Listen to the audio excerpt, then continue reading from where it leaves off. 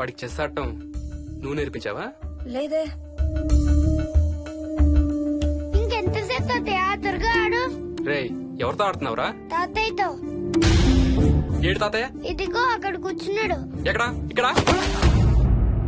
ఇంకోసారి తాతయ్య అన్నావు అంటే పడతాయి నీకు. వెళ్ళు వెళ్ళి ఆ బ్యాట్ తీసుకుని రా, బయటికి వెళ్ళి క్రికెట్ ఆడదాం. నేను నీతో ఆడను పో. వికయ్ వికయ్ వికయ్. చిన్న పిల్లలతో మాట్లాడేది అలాగేనా? మరి ఇంకెలా మాట్లాడతారు? Wiki wiki. డాడీ నన్ను ఎప్పుడు తిడతాడు mummy. That's because he loves you so much baby. నువ్వంటే చాలా ఇష్టం కాబట్టి.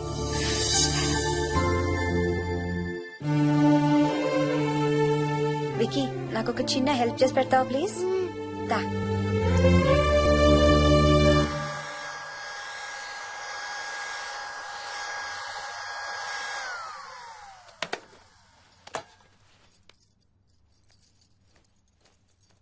Hi aunty. Hi Vicky. Mummy మీకు బాక్స్ ఇచ్చిరమ్మంది. Thank you.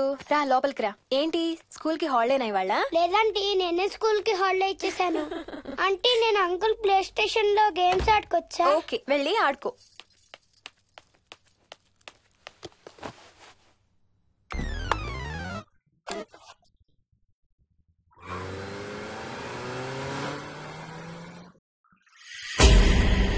హాయ్ రాజు, నువ్వు కూడా ఆడతావా? అదిగో బ్లూ కార్ నీది, పోలీస్ కార్ నాది. నీకు ఆడటం రాదా రాజు? అలా కాదు, స్లోగా ఆడు. నా కాళ్ళు గుద్దకో. కాళ్ళు గుద్దదని చెప్పానా? నువ్వు నాతో ఆడచ్చు పో.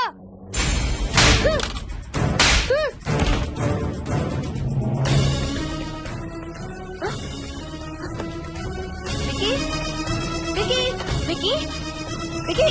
Mummy mummy mummy Vicky, mummy రేయ్ రేయ్, అక్కడికి వెంట్రా. ఎక్కలేదు మమ్మీ. నేను దిప్పుతాను వాడిని. నువ్వు నిచ్చెన పట్టుకో. పట్టుకో మమ్మీ. రేయ్, చేయి పట్టుకోరా. ఆ చేయి కాదు, ఈ చేయి. మెల్లగా. దిగు. మెల్లగా మెల్లగా దిగు. అసలు ఫ్యాన్ ఎందుకు ఎక్కవరా? నిన్న ఎక్కలేదు మమ్మీ. కెప్టెన్ రాజేంద్రన్ కొట్టెక్కిచ్చాడు. రాజు గీజు అని అబద్ధాలు చెప్పావు, చంపేస్తాను. పదింటికి. సారీ మోహిని. ఓకే. అసలు స్కూల్ వెళ్ళకుండా నువ్వు డాడీ రాను బాగా పడతాయి నీకు.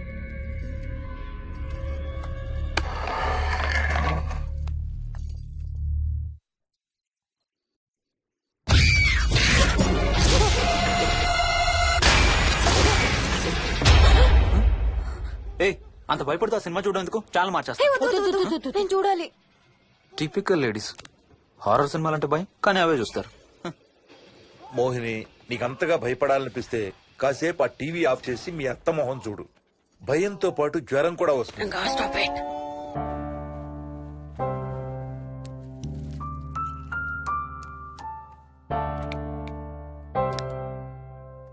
చిన్నప్పుడు నువ్వు బాగా కోతివా? ఏ చెట్లు పుట్లు బాగా ఎక్కేవాడివా? మనం ఎక్కలేని చెట్టు లేదు. తాడి చెట్టు, కొబ్బరి చెట్టు అయితే స్పైడర్ మ్యాన్ కూడా ఎందుకు పనికిరా. అందుకే నీ కోతి బుద్ధులే నీ కొడుకు వచ్చాయి. ఏం చేసాడు? హర్ష వాళ్ళ ఇంట్లో ఫ్యాన్ ఎక్కి కూర్చున్నాడు. ఫ్యానా? Ceiling fan. సీలింగ్ ఫ్యానా? ఎలా ఎక్కాడు? నిత్యంతో ఎక్కాడు. అడిగితే కెప్టెన్ రాజు ఎక్కిచ్చాడు అంటున్నాడు. కెప్టెన్ రాజా? ఇక లాభం లేదు. అందుకనే ఆ చైల్డ్ సైకాలజిస్ట్ దగ్గర అపాయింట్మెంట్ తీసుకున్నాను.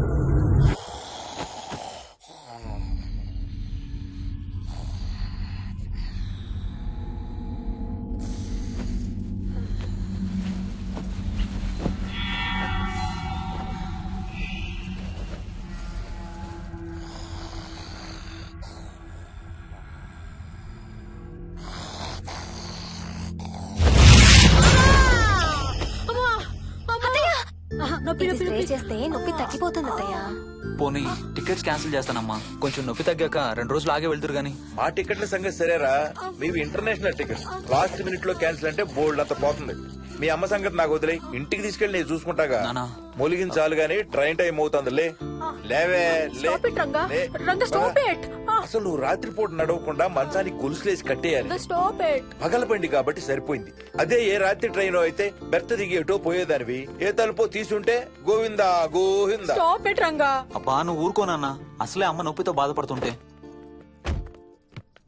బాయ్ మోహిని, అక్కడ ఫ్లైట్ దిగాక ఫోన్ చెయ్యమ్మా. అలాగే అత్తయ్య. బుచ్చయ్య అయ్యా. వస్తాం. మా వాళ్ళని జాగ్రత్తగా చూసుకో. సరే అయ్యా. యాదమ్మా వస్తాం. అలాగేనయ్యా. బాయ్ మోహిని. బాయ్ మావయ్య, happy journey. Bye. Thank you అమ్మా. Hyderabad to Paris 10 hours journey. First class seats beds లా ఉంటాయి. ఆలోచించు మరి. అసలు ఆ క్షణం గురించి నేను ఆలోచించని క్షణమే లేదు. ఆ బెడ్స్ లాంటి సీట్స్ మీద నువ్వు, నేను, అబ్బా తలుచుకుంటే నా ఒళ్ళంతా వేడెక్కిపోతుంది. ఏంటేంటి? మ్మ్. కావాలంటే ఒక్కసారి టచ్ చేసి చూడు. ఏ ఇప్పుడా? మ్మ్. ఇప్పుడే. టచ్ తో ఆగలేనేమో. అయితే మానే.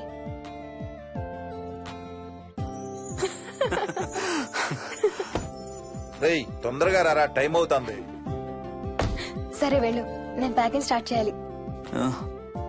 ఇవాళ ఏం కలరు? Stop it Harsha. రోజు పొద్దున్న ఏం తింటావు? ఇడ్లీ. రోజు ఇడ్లీనా? ఇంకేం తినవా? అవును డాక్టర్, ఎప్పుడు ఇడ్లీయే కావాలంటాడు. అప్పుడప్పుడు కాన్ఫ్లెక్స్ తింటాడు. ఇటు తిరగమ్మా. రోజు పాలు తాగుతావా? పాలంటే నాకు ఇష్టం లేదు. పెరుగన్నా తింటావా? పెరుగు కూడా నాకు ఇష్టం లేదు. అయితే ఏమిష్టం నీకు? చాక్లెట్స్. ఆ, ఇదిగో తీసుకో. ఇంకోటి ఇస్తారా అంకుల్? మా తాతయ్య కూడా ఇవ్వాలి. అవునవును మర్చిపోయాను. ఇదిగో. Thank you. ఇంతకీ మీ తాతయ్య ఎక్కడున్నారు? బయటే కూర్చున్నారు. సరే అయితే వెళ్ళి మీ తాతయ్యతో ఆడుకో. Sir thank you. మీకు మీ బాబు గురించి చెప్పే ముందు నేను ఈ మధ్య డీల్ చేసిన ఒక కేసు గురించి మీకు చెప్పాలి. ఈ అమ్మాయి పేరు కల్పన. ఇప్పుడు 18 ఏళ్లు. తనకు 10 ఏళ్ల వయసులో నా దగ్గరికి తీసుకొచ్చారు. రాయడానికి చదవడానికి బాగా ఇబ్బంది పడేది. 10th స్టాండర్డ్ 3 సార్లు అన్ని సబ్జెక్ట్స్ లో ఫెయిల్ అయింది. తనకి చదువు రాదనే డిప్రెషన్ తో ఆత్మహత్య కూడా ట్రై చేసింది. అలాంటి అమ్మాయి సడన్ గా ఒక రోజు పుస్తకాలు తీసుకుని రూమ్ లోకి వెళ్లి గంటలు గంటలు చదవడం స్టార్ట్ చేసింది. 10th స్టాండర్డ్ 96% తో పాస్ అయింది. ఎలాగమ్మా అని అడిగితే వాళ్ళ నాన్నగారు రోజు వచ్చి చదువు చెప్పి హెల్ప్ చేశారంది. నిజానికి ఈ అమ్మాయి నాన్నగారు తను పుట్టకముందే చనిపోయారు.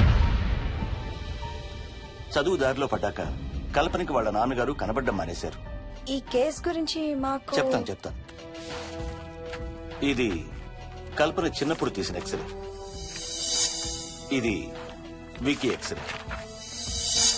ఈ రెండిట్లోనూ ఈ చిన్న బ్లాక్ స్పాట్ చూసారా? దీన్ని యాంటీరియర్ ఫాంటనల్ అంటారు. పుట్టుకతో చిన్నపిల్లలందరికీ తల మీద ఉండే మెతక భాగం 2 ఏళ్లకి 98% దాకా క్లోజ్ అయి ఒక 6 ఏళ్లకి కంప్లీట్ గా గట్టిపడిపోతుంది. కానీ విక్కీకి 7 ఏళ్లు వచ్చినా ఇది ఇంకా క్లోజ్ అవ్వలేదు. వేల సంవత్సరాలుగా హిందువులు, బౌద్ధులు ఈ మెతక భాగం కింద సహస్రార చక్రం ఉంటుందని నమ్ముతారు.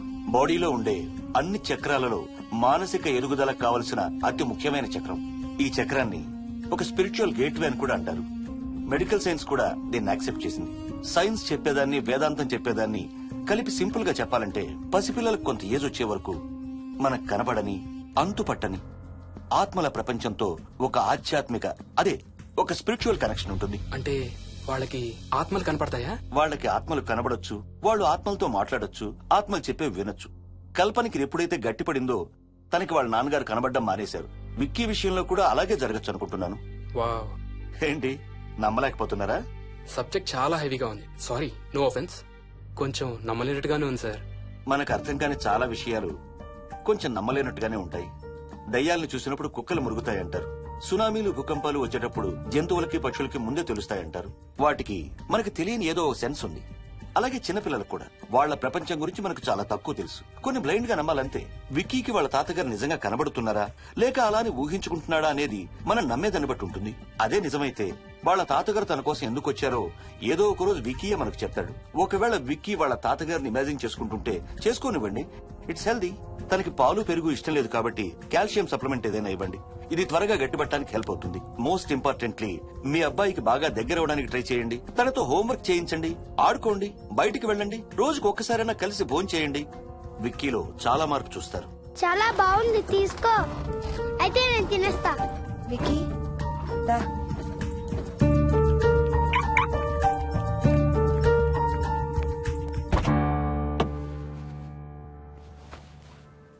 Wiki listen to me carefully. ఇక నుంచి అన్ని ఆటలు మన ఇద్దరమే ఆడుకుందాం. నీకెప్పుడు ఆడుకోవాలనిపించినా నన్ను పిలు, నేనొచ్చి నీతో ఆడతాను. తాతతో గాని రాజుతో గాని ఆడుకోవటం మానేయాలి, అర్థమైందా? తాత అంటే నాకు చాలా ఇష్టం డాడీ. తాత చచ్చిపోయాడు, ఈ లోకంలో లేడు. నువ్వు పుట్టక ముందే చచ్చిపోయాడు, అర్థమైందా?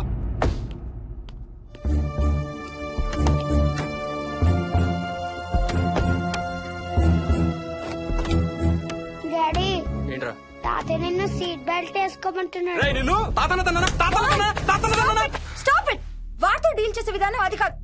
కార్తీ, ఇవ్వు, వాడికి బాగా గారం ఇవ్వు, తర్వాత ఏడుస్తావు నువ్వే.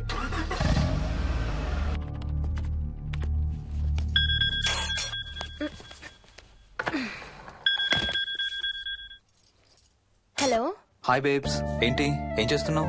ప్యాకింగ్. ఎప్పుడు వస్తున్నావు? బయలుదేరుతున్నాను. Hey, you know something? కాసేపట్లో మన ఇద్దరం మైల్ హై క్లబ్ లో మెంబర్స్ అవబోతున్నాం. మైల్ హై క్లబ్బా? ఏంటది? మన ఫస్ట్ నైట్ భూమికి 10 కిలోమీటర్ల పైన ఒక ఫ్లైట్ ఫస్ట్ క్లాస్ క్యాబిన్ లో జరగబోతుంది. అలా ఆకాశంలో శోభనం చేసుకున్న వాళ్ళందరూ కలిసి క్లబ్ పెట్టుకున్నారు. సో మనకు కూడా ఆ క్లబ్ లో మెంబర్షిప్ వస్తుంది. నాకేం అక్కర్లేదులే ఆ క్లబ్ లో మెంబర్షిప్. కానీ నాకు కావాలి. అసలు ఎంతమందికి వస్తుంది చెప్పు ఇలాంటి opportunity?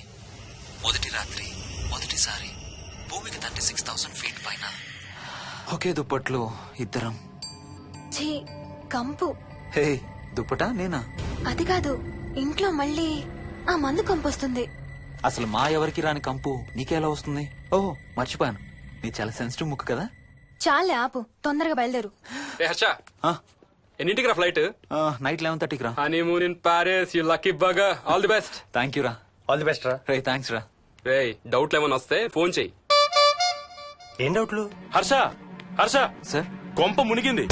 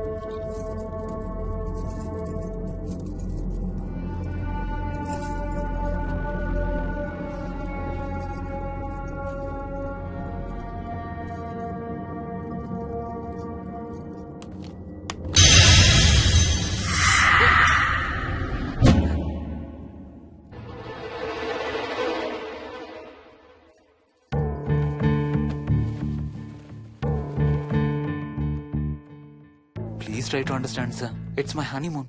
Flight tickets, hotel room కి అన్నిటికీ ఆల్రెడీ పే చేసేసాను. ఇప్పుడు లాస్ట్ మినిట్ లో క్యాన్సిలేషన్ అంటే మొత్తం పోతుంది. నువ్వు ఇప్పుడు బెంగళూరు వెళ్ళకపోతే మన కంపెనీయే మూసేయాల్సి వస్తుంది. అలా కాదు sir. Harsha, please try to understand. ఒక్క కంప్యూటర్ కాదు, మొత్తం మెయిన్ ఫ్రేమే కొలాప్స్ అయిపోయింది. బీపీ ఆపరేషన్స్ మొత్తం షట్ డౌన్ అయిపోయాయి. నువ్వు బెంగళూరు వెళ్ళాలంటే తప్పదు.